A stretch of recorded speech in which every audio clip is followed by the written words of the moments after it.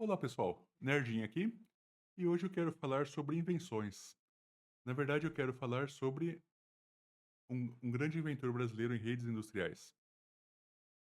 Quando a gente fala de grandes inventores brasileiros, né, a gente lembra logo, aqui ao centro, né, do professor Miguel Nicoleles, né? A maior contribuição do professor Nicoleles é a sua pesquisa pioneira na interface cérebro-máquina, que permite a interação entre o cérebro humano e máquinas, como exoesqueletos, né? Ele é reconhecido como um dos maiores neurocientistas do mundo. Depois aqui mais à direita nós temos o Cesare Mansueto Giulio Lattes, mais conhecido como César Lattes, que foi um físico brasileiro co-descobridor do meson pi, descoberta que levou à concessão do Prêmio Nobel de Física de 1950 a Cecil Frank Powell, que era o líder de pesquisa. Se você é da área acadêmica, já deve ter preenchido o famoso currículo Lattes, né, do CNPq. É uma homenagem ao César Lattes. E mais à esquerda aqui, né, é super conhecido aqui, o Santos Dumont, que é conhecido como o pai da aviação, né, inventor aí do 14 bis. Ah, Se você é da área de automação, já deve ter conhecido, já deve ter visto bastante esse F vermelho, né, que é o símbolo aí do sistema Foundation Fieldbus. Mas antes de existir o Foundation Fieldbus, existia, né, o predecessor dele foi o Fieldbus ISP, que foi desenvolvido, né, pelas mãos aí do diretor, na época, diretor da Smar, o Marcos Peluso. E a primeira planta que rodou esse sistema foi uma planta química chamada Detem, na Bahia, aqui no Brasil. Né? Pouca gente sabe que esse sistema foi desenvolvido aqui no Brasil. Né?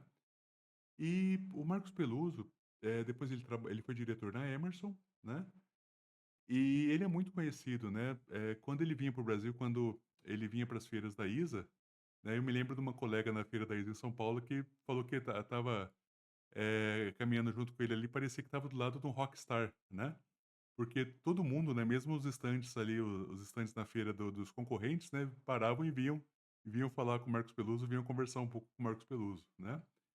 E ele também é detentor de várias patentes, né, contribuições dele aí, principalmente na área de instrumentação wireless HART. E eu pedi um favor para ele, né, quando nós iniciamos a 11ª turma de pós em controle e automação na Unifacens, eu pedi se ele poderia gravar, né, uma mensagem de otimismo ali, coisa de uns 2, 3 minutos, né, por ser tão conhecido na área de automação, né, e eu fiquei muito agradecido, né, porque ele não gravou só 2 minutos, ele gravou 31 minutos, né, então assim, o Peluso sempre surpreendendo a gente positivamente, né. Então, apresento-lhes esse grande amigo, Marcos Peluso.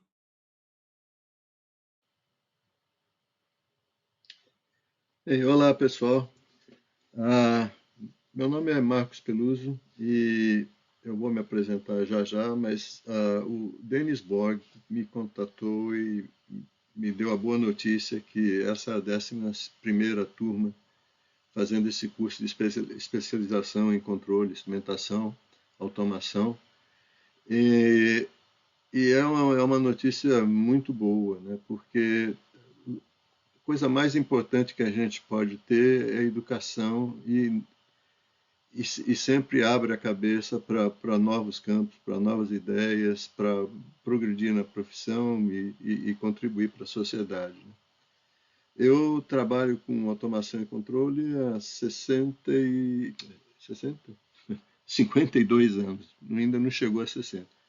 Eu já aposentei, mas continuo trabalhando, né? Eu vou já explicar o que eu ando fazendo aí. Bom, meu nome é Marcos Peluso e eu sou brasileiro, mas moro nos Estados Unidos já há 28 anos e trabalhando numa empresa americana. Mas a minha carreira começou mais ou menos assim. Desde garoto, eu gostava de fuçar nas coisas, né? Desmontar a enceradeira da minha mãe. E depois, na hora de ligar, meu pai ia atender a campainha porque ela fazia bip. E, ah, obviamente, eu acabei seguindo engenharia, né? Me formei em engenharia eletrônica. E eu queria continuar na universidade, né? Minha ideia era fazer um curso de pós-graduação.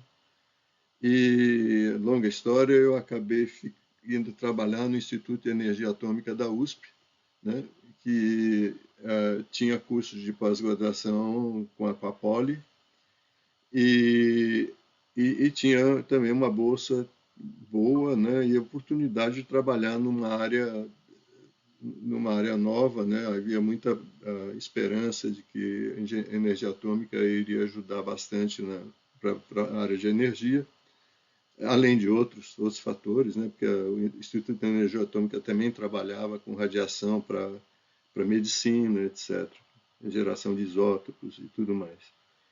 E assim eu fiz, né? Acabei tendo meu mestrado pela Poli e ah, e também tive a oportunidade, a felicidade de ter um orientador, e era também meu chefe, né, que é um sujeito brilhante, o Dr. Roberto Cai, e, e ele começou um projeto de construção de um reator de pesquisa lá no IEA, que depois se tornou IPEM, Instituto de Pesquisas Nucleares.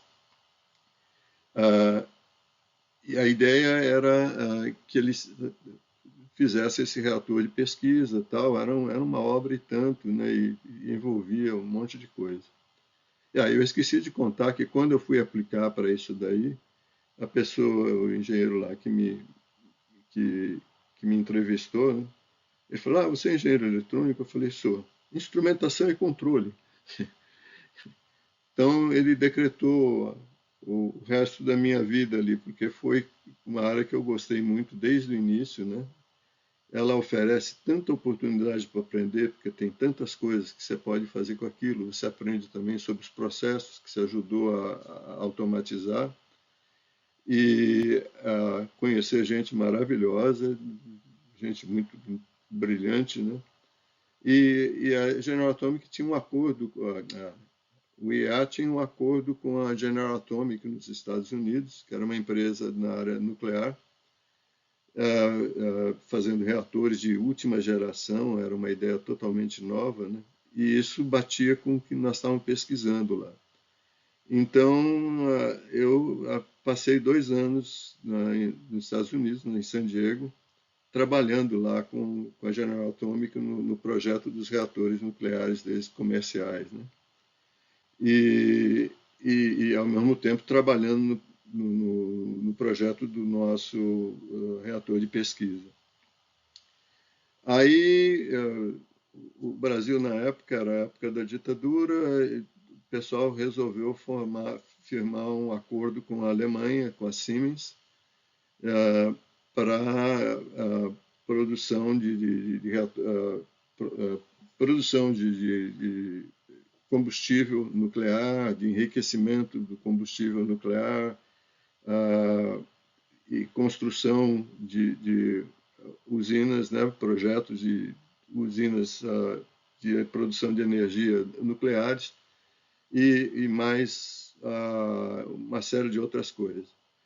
Aí o projeto lá no IEA mais ou menos acabou, né? E me convidaram para ir trabalhar na Nuclem, que era uma joint venture da Nucleabras, que era uma empresa estatal brasileira, e com a Siemens, né? E um braço da Siemens que era KWU, que cuidava só da parte de energia nuclear. E aí, com essa história, eu mudei para o Rio, trabalhei no Rio por um bom tempo, eu fui gerente do grupo de controle e instrumentação desse projeto, de Angra 2, não Angra 1, o Angra 1 já estava em construção, eu já estava, nem lembro se estava já funcionando, e, Angra 2 participei daquele projeto, que foi sendo atrasado, foi sendo atrasado, foi sendo atrasado, mas nesse processo eu também passei 2 anos na Alemanha trabalhando na KWU, né, nos projetos que eles tinham lá, nos outros projetos que eles estavam trabalhando, e tive a oportunidade de visitar as usinas, trabalhar no projeto do simulador e tudo mais. E, o interessante nisso, né, foi o confronto da tecnologia usada pela General Atomic nos Estados Unidos e pela Siemens na Alemanha, né? Então, já vocês têm uma ideia, nos Estados Unidos, as usinas nucleares, a parte de segurança toda era baseada em relés, né? Você tinha uma porção de relés. E já na Alemanha eles estavam usando estado sólido, né? Era com transistores. Era muito simples, mas você tinha cartões você tinha cartões com desculpa, o meu português está cada dia pior e o inglês também, então tá ruim a coisa. Com gates, né? Com gates OR, com gates AND e por aí afora. E toda a lógica, né? Você construía a lógica, né? E era muito interessante, porque você construía a lógica, aquilo passava por um computador, né? Era um mini computador, não existia mainframe ainda, e o mini computador então gerava uma fita que era colocada numa máquina, e a máquina ia atrás do painel, e você tinha todos os pinos, então todas as ligações a máquina ia lá e fazia o wire up de todas as conexões, né? E você rezava para que tá tudo certo, porque se tivesse errado, você tinha que ir com o alicate lá e clac, clac, clac, clac, cortar todos os fios e começar tudo de novo. Então foi um confronto assim, da evolução da tecnologia que foi interessante. Também toda a parte de painel de controle era diferente, né? Os controladores eram diferentes. Então eu vi os dois mundos ali e foi uma experiência muito boa. E trabalhei com gente de primeira qualidade, né? Em ambas as empresas. Mas aí, como o projeto nuclear no Brasil foi sendo atrasado, para você ter uma ideia, na época eu trabalhei no projeto Angra 2 e 3, porque são plantas gêmeas, né? E elas têm um monte de coisa em comum, não só o local que eles estão construídos, mas a, elas dividiam uma série de serviços, né? De utilidades. Então, praticamente, o projeto de Angra 3 estava pronto já naquela época, né? E ainda está em construção. Coisas que acontecem, né? E então eu cansei de ficar lá. Eu poderia ter ficado lá, chegar de manhã, abrir o jornal, ler o jornal o dia inteiro e ir embora para casa, que não fazia a menor diferença, né? Mas eu não aguento isso. E na época eu acabei sendo convidado por várias empresas, né, porque eles viram que eu estava insatisfeito. Eu era coordenador da comissão de instrumentação do IBP, que criou normas no Brasil para instrumentação, né, de segurança intrínseca e muitas outras, né? Ah, e, ah, e com isso eu conhecia pessoas de diversas empresas, né? E elas me convidaram, várias delas, a Fischer, que estava no Brasil na época, através da Unicontrol, me convidou. A Fischer, na época, não era parte da Emerson, hoje ela é parte da Emerson. E tinha a Elebra, que era uma empresa nacional. Eu recebi convites de, eu já nem lembro mais, mas eram umas 3 ou 4 empresas, e entre elas a Smar, né, que é uma empresa nacional, em Sertãozinho. E como a Smar estava no começo, assim, né? E eu vi que o pessoal tinha uma energia, uma criatividade muito grande, mas mais do que aquilo, um sonho muito grande, né? Eu, eu resolvi ir para a Smar, né?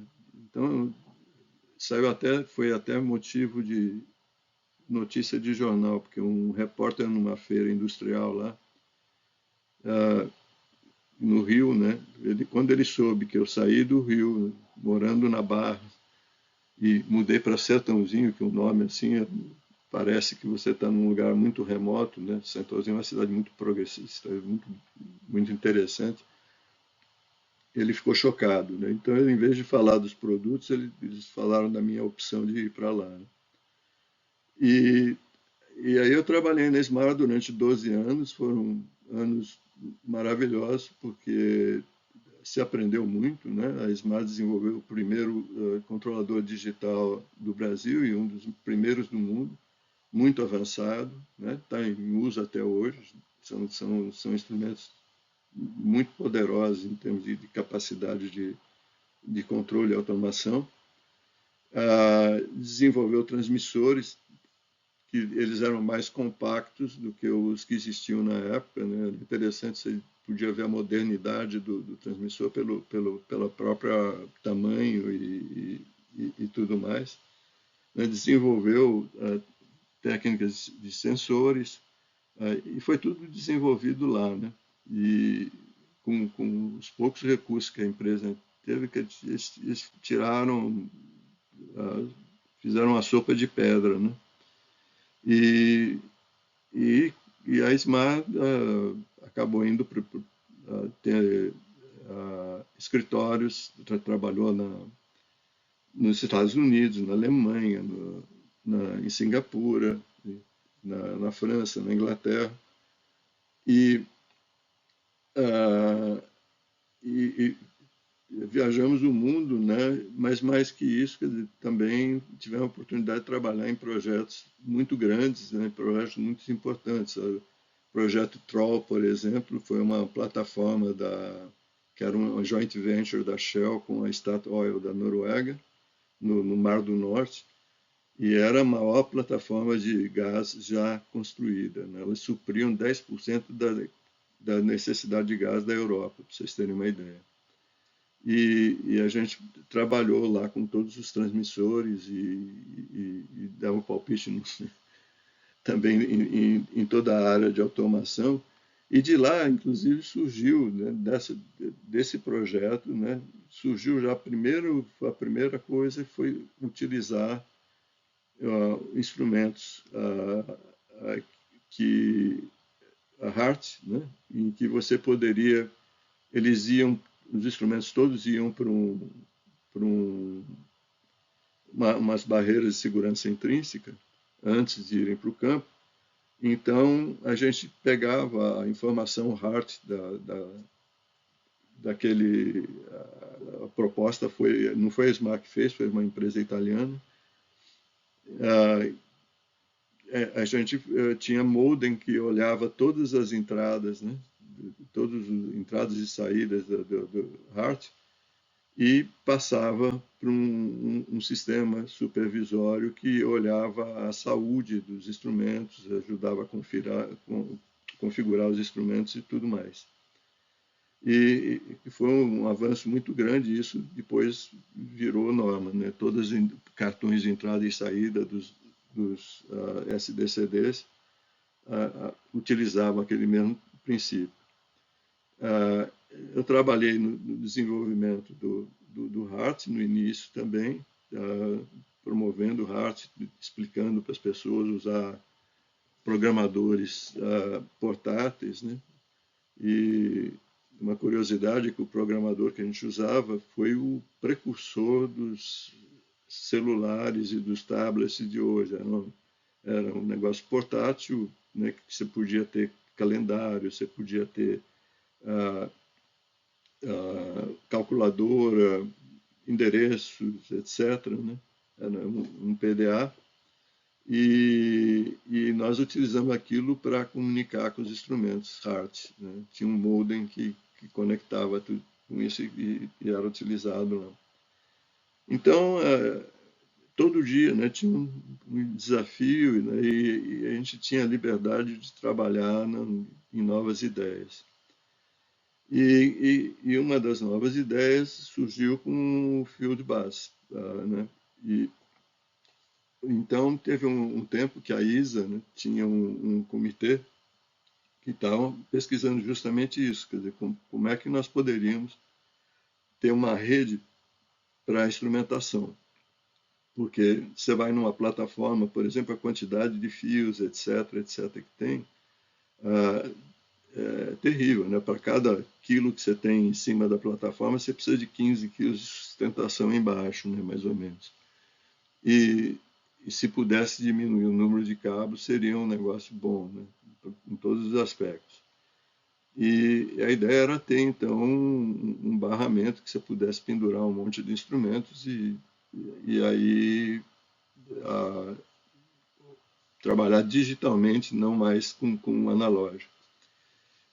Mas esse comitê, obviamente, você sabe como é que são as coisas. As pessoas que estão estabelecidas, se o cara vende carroça e cavalo, ele vai falar mal de carro, ele não vai boicotar o uso de carro, né? E mais ou menos o que aconteceu. Então havia uma brigaiada muito grande entre as empresas tradicionais, que eles estavam tentando ah, diminuir o progresso daquele comitê. Então, 4 empresas decidiram que falaram, bom, esse pessoal não quer nada com isso, vamos fazer o nosso. Não adianta querer fazer com todo mundo, porque o pessoal vai ficar criando caso o resto da vida. E botaram um bocado de dinheiro nesse desenvolvimento, e ele se chamava Interoperable Systems Protocol, que é ISP, e foi formado pela Rosemont, que era a empresa da Emerson, pela Fisher, que não era ainda uma empresa da Emerson, mas se tornou mais tarde, pela Siemens e pela Yokogawa. E essas 4 empresas investiram pesado nisso, né? Então, desenvolveu-se chips, desenvolveu-se tecnologia, e eu tive o privilégio de trabalhar no desenvolvimento da tecnologia, porque a ideia era que os instrumentos fossem capazes de ter controle no campo. E então desenvolvemos os blocos de função que estavam dentro do instrumento. Então o instrumento poderia ter entrada analógica, saída analógica, e mais analógica no sentido de era digital, mas aí tinha um número na saída. E podia ter um controlador PID lá, né? Poderia ter lógica, poderia ter somadores, totalizadores, etc. Então, vários blocos de função e eles se interligavam, que nem bloquinhos Lego, né? A entrada de um era a saída do outro, e assim se ligava essas entradas e saídas e configurava a tua estratégia de controle com aquilo. E nós estávamos bem avançados, tínhamos terminado todos os blocos, eu trabalhei em vários deles, né? O totalizador, o caracterizador, ah, o, um linearizador que tinha lá. Eu trabalhei em vários daqueles blocos lá e nessa, com esse grupo nós trabalhamos com engenheiros da Yokogawa, da, da Siemens e da Rosemont e por aí afora, né? E aí mais empresas se juntaram a esse grupo. E a Foxborough fez parte desse grupo, a Smart se juntou a esse grupo e trabalhou firme, desenvolveu também chips, a Smart desenvolveu chips para isso na época. E aí um belo dia os manda-chuvas da Emerson que a Emerson depois comprou a Fisher, né? Se juntaram com a Honeywell, acho que jogando golfe ou enchendo a cara, não sei bem, e, e disseram, não faz sentido a gente estar competindo, porque a Honeywell tinha um outro grupo que se chamava WorldFit, que era uma tecnologia muito parecida, né? Usava mesmo nível físico, né? E o Augusto vai falar com vocês sobre isso. A propósito, vários dos professores que vocês vão estar tendo aí, eu tive o privilégio de trabalhar com eles, são amigos meus, são caras de primeira qualidade, né? E eu fiquei muito contente quando eu vi a lista dos professores, né? O pessoal é muito bom. E aí eu me perdi aqui. Mas nós trabalhamos nesse projeto tal. Aí um belo dia esses caras resolveram que não fazia sentido ficar brigando, né? porque era o mesmo physical layer, o Augusto vai te explicar o que physical layer que era esse, o nível físico do protocolo, né? E, e aí mudaram algumas coisas, né? E essas algumas coisas que foram mudadas, a Siemens não ficou feliz com isso, porque eles tinham, naquele protocolo inicial, tinha muita coisa do Profibus. E por pressão da Honeywell e das outras empresas que eram parte do World FIP, aquilo caiu. E então a Siemens continuou, inclusive depois ela fez o Profibus PA, que é muito parecido com o ISP, em quase tudo, né?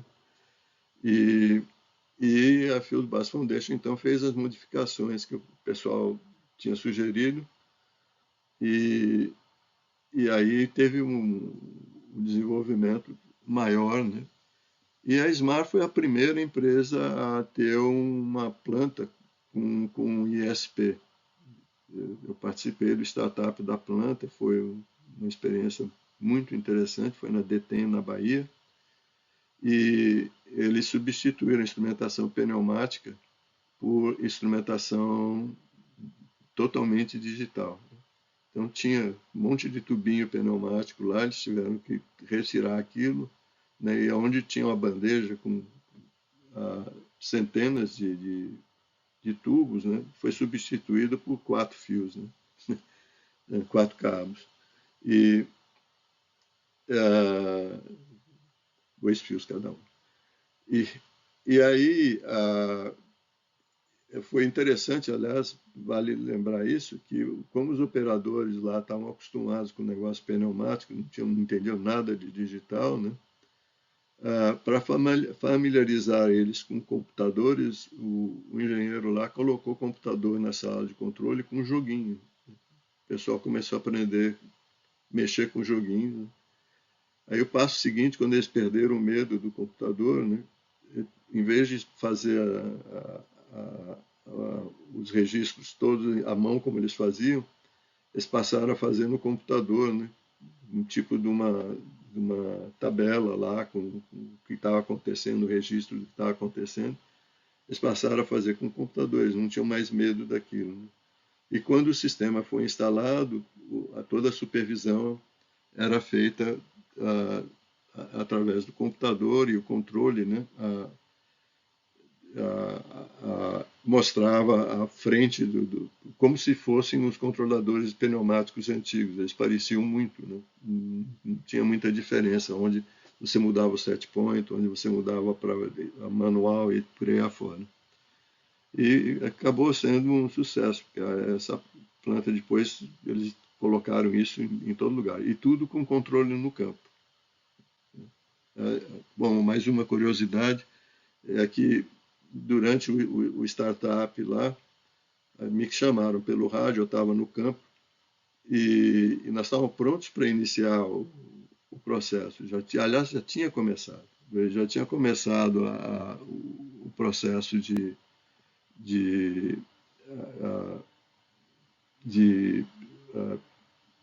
iniciar a planta, né? Era um compressor, tinha um compressor lá. E, e aí me ligam da sala de controle, o computador caiu, né? E eu pensei, bom, caiu, deve ter sido resetou, coisa assim. Não, não tinha caído realmente, porque eles tiraram do gabinete para pôr em cima de uma mesa durante o startup. E a mesa era num solo, eles tinham colocado aquele piso falso, né, e uma das placas lá saiu do lugar e a mesa virou e cortou a conexão com o campo. Mas foi interessantíssimo, porque eu estava lá, né, e eu vi que eu ia desligar, eu estava pertinho do botão de desligar o compressor, né? Mas aí eu vi que ele estava controlando, né? Ele começou a controlar. E ninguém notou que tinha acontecido alguma coisa, né? E provou-se, né? Provou-se que o controle no campo realmente funcionava bem e independia do controle central, né? Bom, e com essas e outras, um belo dia eu fui convidado para vir para cá, né, pela Rosmo, para trabalhar no programa Field Bus, né? E inclusive a Rosemont acabou tendo um contrato com a Smart e comprou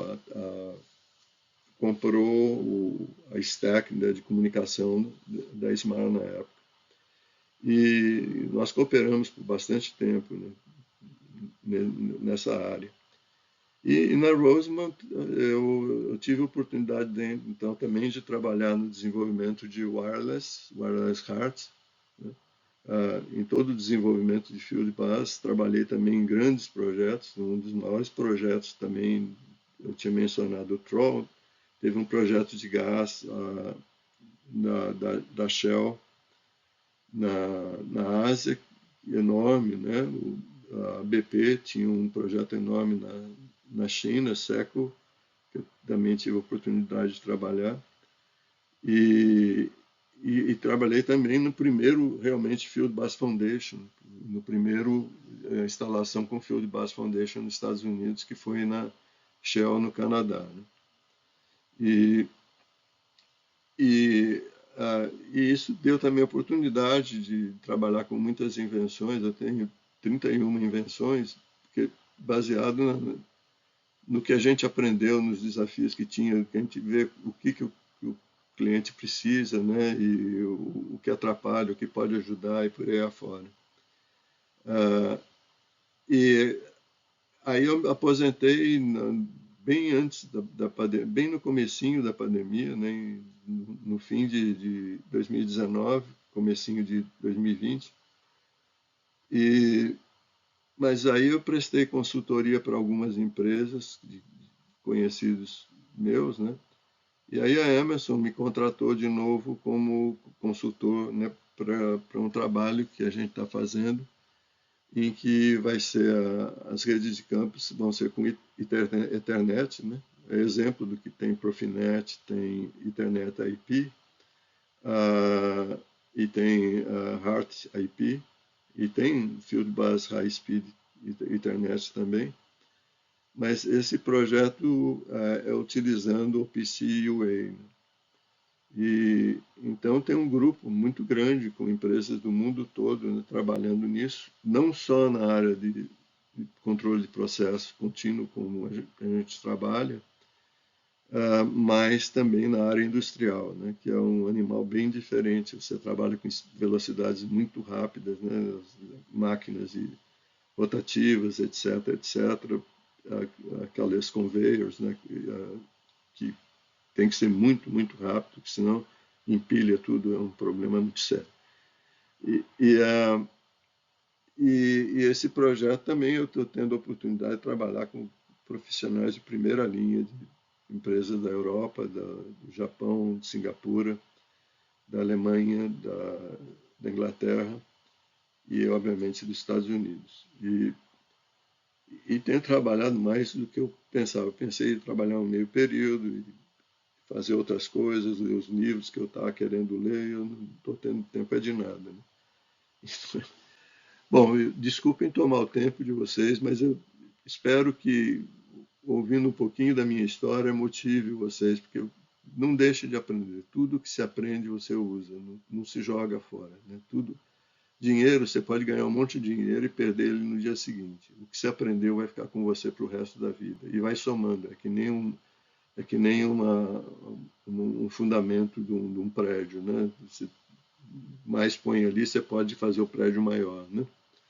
E, e vocês estão em ótimas mãos. Esses professores que vocês têm são gente muito boa, caras muito inteligentes, muita experiência. E eu espero que vocês tenham um excelente curso, muito progresso. E eu espero que vocês tenham uma carreira vitoriosa. Porque vocês estão, já se vê que vocês têm intenção de fazer isso por estar fazendo um curso como esse. Um grande abraço, tudo de bom. Isso aí, pessoal. Espero que vocês tenham gostado, né? Quem não conhecia o Marcos Peluso, né?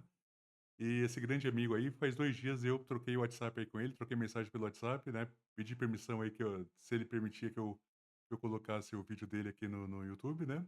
Ele permitiu, né? Então, isso aí. Um grande abraço a todos e até mais.